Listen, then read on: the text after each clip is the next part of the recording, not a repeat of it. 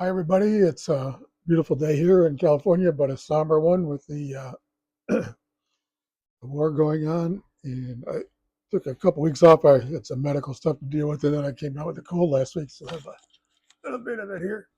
But I'm here with Ali, and we're gonna get through it. And I'm feeling pretty good, actually, all considered. Uh, and I want to start with something here concerning this war. Maybe you've never heard this before. We're gonna make a phone call. This is the VA Long Beach Healthcare, which I go to every couple months. I have Medicare, of course. I'm 70, but VA helps me with a couple of things too. They have some good doctors there. I like it. And whenever I call, this is what I hear. And you can call this too if you want to. And you can even go there too. You can go. It's an open campus, probably in your area if you live in LA or some other place in the country. Look it up on Google.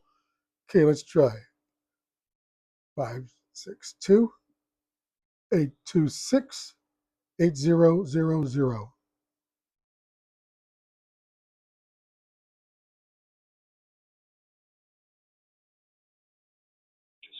Please hang up and dial 911.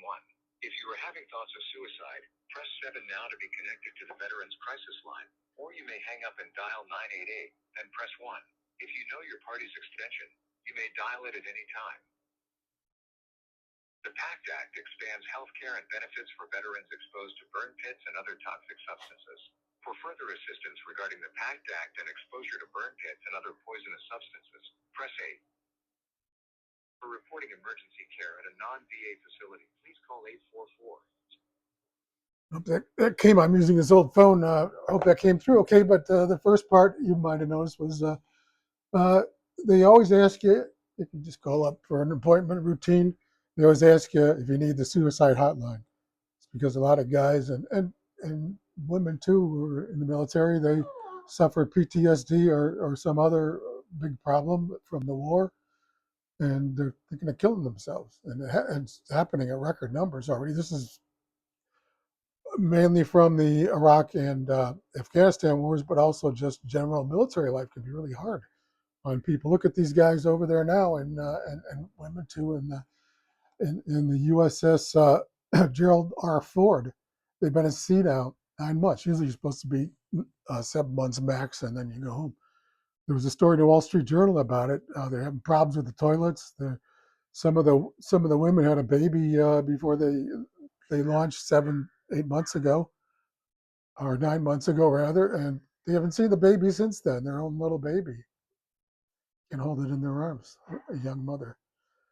And so they have this hotline there, and then you also notice, if you can hear it, they have a hotline for the burn pits. That was over in Iraq when Saddam set all the burn pits, uh, oil wells on fire, and then the burn pits, I think, were for the weapons of mass destruction. Supposedly they were set on fire too, and these guys inhaled all that stuff. Okay, they're inhaling that, and so there was a special PACT Act that Congress passed to take care of them, which is good. But maybe if we didn't have that war. And what about the Iraq War again? Here we go. Let's hear this right here. We turn now to Saturday night's Republican debate in Greenville, South Carolina. It was the 9th Republican debate of the election cycle. Donald Trump, 2016, fall 2016. Over George Bush's record in Iraq. Obviously, the war in Iraq was a big, fat mistake. All right? Now, you can take it any way you want. And it took Jeb Bush, if you remember at the beginning of his announcement, when he announced the president, took him 5 days. He went back. It was a mistake. It wasn't a mistake. Took him 5 days before his people told him what to say. And he ultimately said it was a mistake. The war in Iraq, we spent $2 trillion, thousands of lives. We don't even have it. Iran is taking over Iraq with the second largest oil reserves in the world.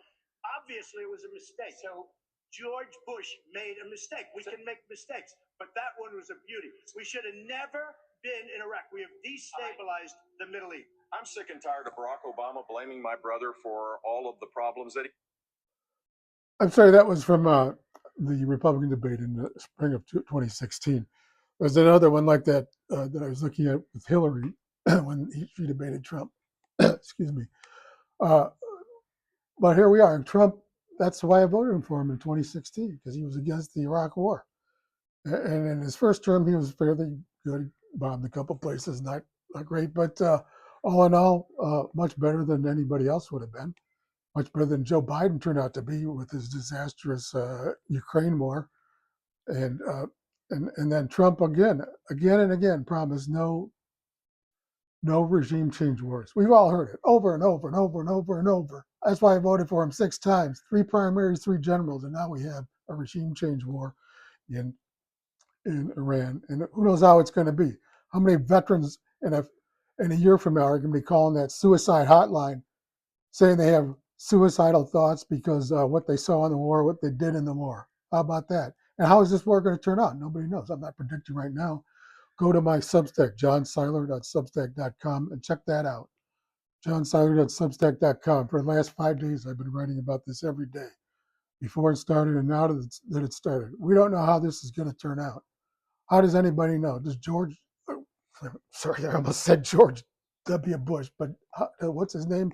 Donald Trump. Does he know Persian? Does he know anything about the Persian history? Does he know the language? Does he know about the ancient Persians? Their empire goes back to the Persian Empire from 600 to 500 BC, around then. You know, a little Greek history. The Greeks are always fighting them. They had that movie a couple of years ago, 300, about the Greeks fighting them, the Spartans. And, you know, historians said it wasn't exactly too accurate, but it was a good movie. And so now we're in this another war. How is it going to end? Oh, let me bring up this thing here. This is the book of the day. Second Front, John MacArthur, Censorship and Propaganda in the Gulf War. That's the one, 1990, 1991. George H.W. Bush. Everybody thinks it was a success. I don't. I almost got fired from the Orange County Register because I opposed the war. The paper was in favor of it. Fortunately, they didn't fire me. I was pretty impertinent at the time, and they just let somebody else write it. So that was good. And anyway, let's see. This was published in 1992. Just one of the things here. If you remember that war, maybe you're too young to. Page 37, selling babies. That's where the propaganda people, they had hired one of those propaganda firms in Washington, D.C., PR firms. And it had this thing where this girl said, oh, she saw these babies in the incubators, that Saddam killed them all when he invaded Kuwait. These are Kuwaiti incubators. And it turned out she was a daughter of one of the big shots in Kuwait, one of the emirs or whatever they're called. And it was all totally fake. It's in this book, and all the other lies they told about that war. And then, of course, you all know about Trump himself just talked about the Iraq war, the one from 2003. And we still have troops there. We just moved some more troops into Iraq from northern Syria. Who knows what that's going to be? And today, Trump even said, maybe we'll send ground troops into Iran. Maybe that's what those troops are doing in northern Iraq. The problem, though, is there's not enough troops there in the Middle East, in Europe, in Asia, or anywhere to attack Iran. And there's no way he could get a draft to bring a couple of million troops in there. Are your kids gonna go for the draft? Are they gonna do that? Most of them have registered for the draft, but that's just pro forma.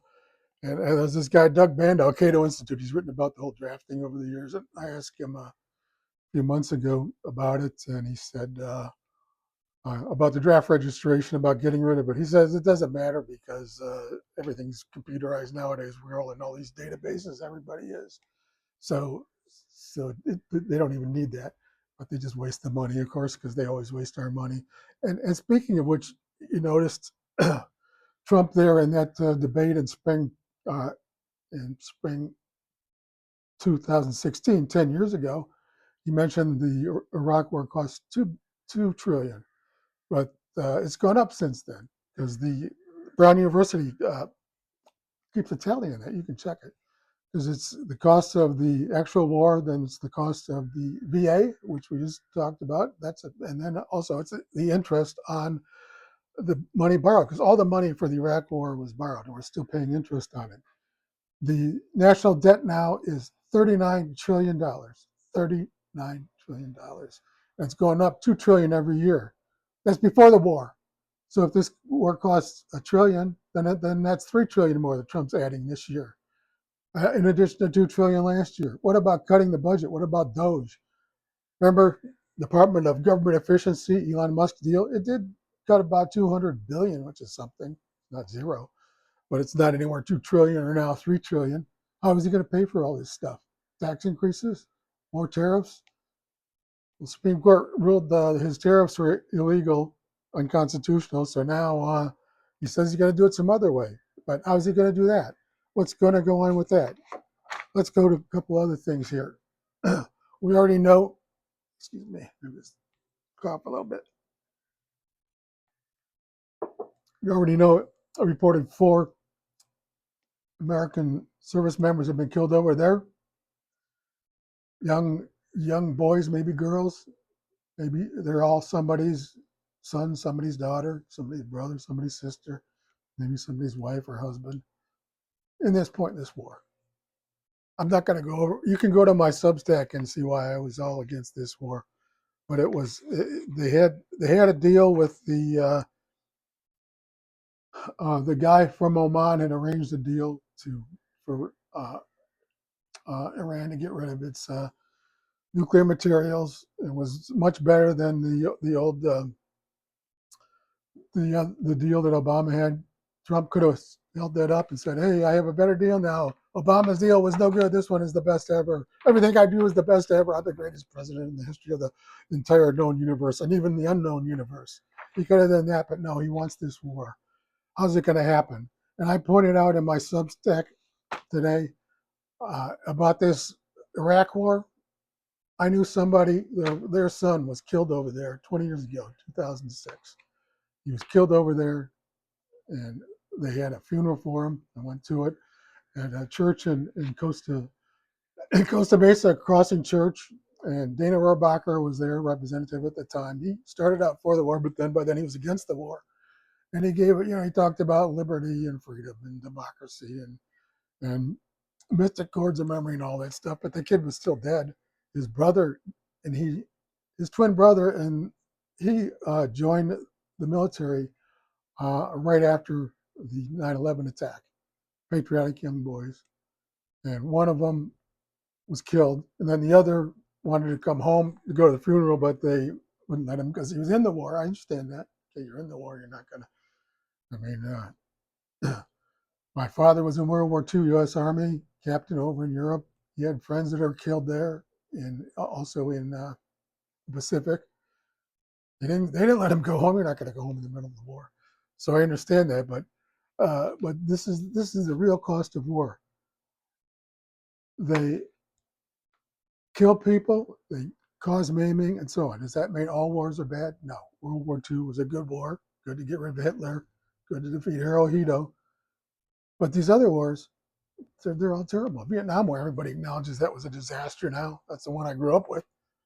I was 10 years old in 65 when LBJ escalated the war, 150,000 troops in Vietnam, South Vietnam, when the advisors weren't advising enough. Eventually, 550,000 troops.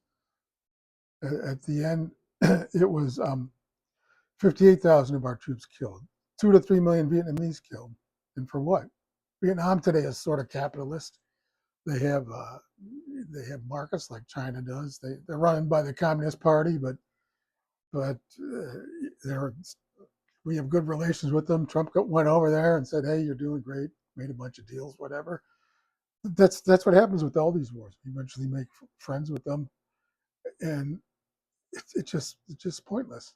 Well, we'll see how it goes. I didn't want to make this one too long today, and let's pray for peace and take a moment of silence for these young people dying over there. Hundreds, maybe thousands. Eternal rest grant unto them, O Lord, and let perpetual light shine upon them. May their souls and the souls of the faithful parted, for the mercy of God, rest in peace. Amen. Amen. Okay, everybody, we'll talk to you tomorrow. I'm going to try to do one of these every day. Bye.